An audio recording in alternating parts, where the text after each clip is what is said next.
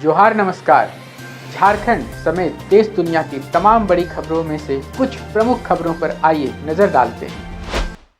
जोहार दर्शकों, स्वागत है आपका आज के ताज़ा समाचार बुलेटिन में।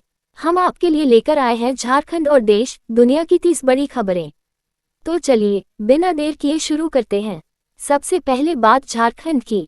सीसीएल में सीबीआई की कार्रवाई। रामगढ़ के अरगड्डा कोलियरी में सीबीआई ने कोयला व्यापारियों से अवैध वसूली के आरोप में सीसीएल के 3 कर्मचारियों समेत 4 लोगों को गिरफ्तार किया है। ये कार्रवाई स्थानीय व्यापारियों की शिकायत पर गुप्त सूचना के आधार पर की गई, जिसे लेकर क्षेत्र में सकारात्मक प्रतिक्रिया देखी जा रही है। झामुमो के संरक्षक और झारखंड के पूर्व मुख्यमंत्री शिबू सोरेन की तबीयत खराब होने पर उन्हें दिल्ली के सर गंगाराम अस्पताल में भर्ती कराया गया है। केंद्रीय मंत्री नितिन गडकरी ने अस्पताल जाकर उनके स्वास्थ्य की जानकारी ली और शीघ्र स्वस्थ होने की कामना की। रांची के मोराबादी में पुलिस ने गुप्त सूचना के आधार पर छापेमारी कर ब्राउन शुगर का अवैध व्यापार कर रहे 5 युवकों को गिरफ्तार किया, जिनके पास से 8.59 ग्राम ब्राउन शुगर, नकद 60,050 रुपये, मोबाइल और मोटरसाइकिल बरामद हुए। आरोपियों में कुछ के खिलाफ पूर्व में भी आपराधिक मामले दर्ज हैं और सभी पर एनडीपीएस एक्ट के तहत केस दर्ज किया गया है। प्रेस वार्ता में डीआईजी सह एसएसपी ने कहा, आगे और सख्त कार्रवाई होगी। अभिभावक बच्चों पर रखे नजर, ड्रग्स से बर्बाद हो रहा युवा। रांची के सुखदेवनगर थाना क्षेत्र में एक महिला से चैन छिनतई मामले में पुलिस ने सीसीटीवी फुटेज के आधार पर आरोपी मोनू कुमार को गिरफ्तार किया और उसके पास से घटना में छीना गया लगभग 9 ग्राम सोने का गलाया हुआ हिस्सा बरामद किया। आरोपी ने अन्य थानों में भी चैन छिनतई की घटनाओं में सम्मिलित होने की बात स्वीकार की है। डीआईजी सह एसएसपी चंदन कुमार सिम्हा ने प्रेस वार्ता में बताया, गलाया हुआ सोना भी किया गया है जब्त। पुलिस अधीक्षक ग्रामीण रांची प्रवीण पुष्कर द्वारा आयोजित अपराध गोष्ठी में ग्रामीण क्षेत्र के सभी थाना प्रभारियों को अपराध नियंत्रण, संपत्ति संबंधी कांडों के शीघ्र निष्पादन, वारंट निष्पादन और गश्ती के दौरान क्यूआर कोड स्कैन सुनिश्चित करने जैसे निर्देश दिए गए। गोष्ठी के अंत में उत्कृष्ट कार्य करने वाले पुलिसकर्मियों को सम्मानित भी किया गया। सभी डीएसपी, इंस्पेक्टर और ओपी प्रभारी रहे उपस्थित। वरिष्ठ आईपीएस अधिकारी इंद्रजीत महथा को झारखंड जगुआर में डीआईजी पद के साथ साथ अब रांची रेंज के डीआईजी कार्यालय के प्रशासनिक कार्यों की अतिरिक्त जिम्मेदारी सौंपी गई है। यह फैसला रांची रेंज में दिग पद रिक्त होने के कारण लंबित प्रशासनिक मामलों के त्वरित निष्पादन को सुनिश्चित करने के लिए लिया गया है। झारखंड पुलिस के 40 अधिकारियों और जवानों को विशिष्ट वीरता और सराहनीय सेवा के लिए राज्यपाल, मुख्यमंत्री और पुलिस सेवा पदकों से सम्मानित किया गया है। ये सम्मान उनकी सेवा, कर्तव्य निष्ठा और उत्कृष्ट कार्यों को प्रोत्साहित करने हेतु राज्य सरकार द्वारा किया गया एक प्रेरणादायक प्रयास है। 5 लाख के इनामी जेजेएमपी सब जोनल कमांडर लवलेश गंझू ने लातेहार में पुलिस के सामने आत्मसमर्पण कर दिया, जिसके बाद अधिकारियों ने उसे पुनर्वास नीति के तहत चेक सौंपा और सराहना की। पुलिस की सख्त कार्रवाई और सामुदायिक प्रयासों के चलते लातेहार जिला तेजी से उग्रवाद मुक्त होने की ओर बढ़ रहा है, जहां हाल के महीनों में कई बड़े नक्सली या तो मारे गए हैं या आत्मसमर्पण कर चुके हैं। संताल परगना के आईजी शैलेंद्र सिन्हा ने जामताड़ा दौरे के दौरान साइबर अपराध की समीक्षा करते हुए कहा कि तकनीक की मदद से पुलिस अब अधिक सक्षम है और अपराध की दर में गिरावट आई है। उन्होंने पुलिस अधिकारियों को संगठित नेटवर्क तैयार कर अपराधियों के खिलाफ सख्त कार्रवाई के निर्देश दिए और आम जनता से सहयोग की अपील की।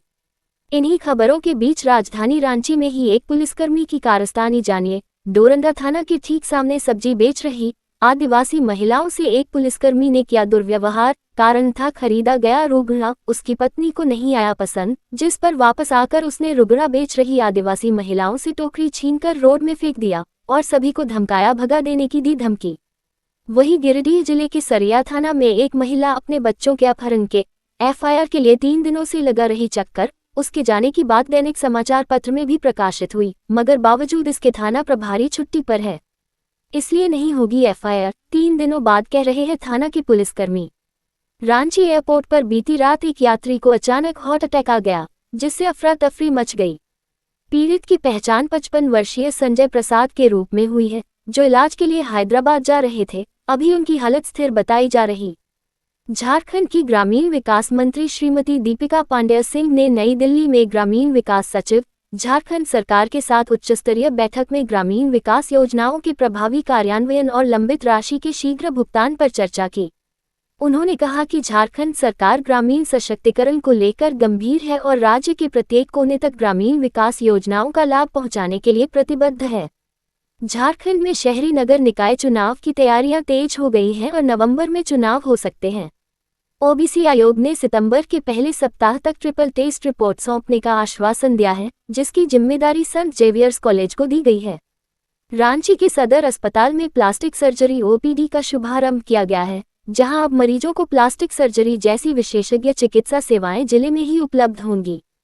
इस ओपीडी में कटे होंठ, तालू, कॉस्मेटिक सर्जरी, दुर्घटना से संबंधित चोटों की सर्जरी समेत कई अन्य प्रकार की सर्जरी का इलाज किया जाएगा। जमशेदपुर में कांग्रेस नगर कमेटी ने जुगसलाई जलापूर्ति केंद्र की खराब हालत को लेकर प्रदर्शन किया और डीसी को ज्ञापन सौंपकर सुधार कार्य शुरू करने की मांग की। जलापूर्ति केंद्र की बदहाली और लापरवाही के कारण पानी की गुणवत्ता खराब हो गई है और बीमारी फैलने का खतरा बढ़ सकता है। एनसीपी युवा मोर्चा ने जमशेदपुर के दलमा प्राचीन शिव मंदिर में श्रद्धालुओं से शुल्क वसूली के फैसले का कड़ा विरोध किया है और झारखंड के मुख्यमंत्री से इस फैसले को तत्काल वापस लेने की मांग की है। उन्होंने आरोप लगाया है कि यह फैसला हिंदू आस्था को ठेस पहुंचाने वाला और भेदभावपूर्ण है, जिससे समाज में रोष और असंतोष बढ़ सकता है। पलामू जिले के लेस्लीगंज प्रखंड के हरतुआ पंचायत स्थित अमवा गांव में एक दर्दनाक हादसे में पिता विश्वनाथ सिंह और पुत्र शंभू सिंह की कुएं में जहरीली गैस के कारण दम घुटने से मौत हो गई। थाने के जवान बबन कुमार यादव ने साहस दिखाते हुए कुएं में उतरकर दोनों शवों को बाहर निकाला और उनकी बहादुरी की पूरे गांव में सराहना हो रही है। पलामू में बाढ़ से भी भयावह हालात उत्पन्न हो गए, कई घरों में घुसा पानी अलग जारी। पलामू जिले के छतरपुर थाना क्षेत्र के उदयगढ़ चौरार गांव में भारी बारिश के कारण एक कच्चा मकान ढह गया, जिसमें दबकर रागदेव यादव 55 वर्ष की मौत हो गई। पलामू के लेस्लीगंज में एक पोस्ट ऑफिस में कार्यरत शाखा डाकपाल मधु कुमारी का शव मंगलवार सुबह फंदे पर लटका मिला। पुलिस ने मामला दर्ज कर जांच शुरू कर दी है। रांची के मारवाड़ी कॉलेज में आयोजित ग्रेजुएशन समारोह में राज्यपाल संतोष कुमार गंगवार ने विद्यार्थियों से आत्मविश्वास, विनम्रता और सेवा भावना के साथ आगे बढ़ने की अपील की और कहा कि ज्ञान को समाज में सकारात्मक बदलाव लाने का माध्यम बनाएं। समारोह में 128 गोल्ड मेडल और लगभग 11,000 विद्यार्थियों को डिग्रियां दी गईं। अब देखिए राष्ट्रीय सुर्खियां। भारतीय वायुसेना के ग्रुप कैप्टन शुभांशु शुक्ला ने एक्सियोम मिशन 4 में हिस्सा लेकर अंतरिक्ष में 20 दिन बिताए और 60 से ज्यादा वैज्ञानिक प्रयोग किए, जिनमें भारत के 7 प्रमुख प्रयोग शामिल थे। उन्होंने अंतरिक्ष से प्रधानमंत्री नरेंद्र मोदी और 500 से ज्यादा भारतीय छात्रों से संवाद किया और पृथ्वी की अनमोल तस्वीरें साझा की। विदेश मंत्री एस जयशंकर ने बीजिंग में चीन के राष्ट्रपति शी जिनपिंग और विदेश मंत्री वांग यी से मुलाकात की और सीमा विवाद समेत द्विपक्षीय रिश्तों पर चर्चा की। जयशंकर ने आपसी सम्मान और सहयोग के जरिए रिश्तों में स्थिरता लाने पर जोर दिया और व्यापारिक बाधाओं को कम करने की बात कही। प्रधानमंत्री नरेंद्र मोदी ने 114 वर्षीय फौजा सिंह के निधन पर दुख जताया, जो एक सड़क हादसे में घायल होने के बाद दिवंगत हो गए थे। फौजा सिंह एक प्रसिद्ध एथलीट थे, जिन्होंने 100 वर्ष की आयु में टोरंटो मैराथन पूरा कर विश्व रिकॉर्ड बनाया था। बिहार में मानसून सक्रिय होने से गंगा नदी का जलस्तर तेजी से बढ़ रहा है, जिससे पटना, बक्सर और भागलपुर जिले में बाढ़ का खतरा मंडरा रहा है। बिहार सरकार ने सभी जिला प्रशासन को अलर्ट पर रहने और राहत सामग्री तैयार रखने के निर्देश दिए हैं।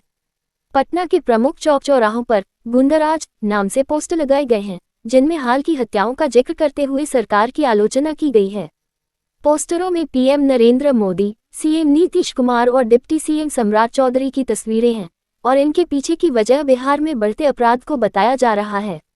बिहार कैबिनेट ने राज्य में अगले 5 वर्षों में 1 करोड़ नौकरी और रोजगार देने का लक्ष्य तय किया है और इसके लिए उच्च स्तरीय समिति का गठन किया जाएगा।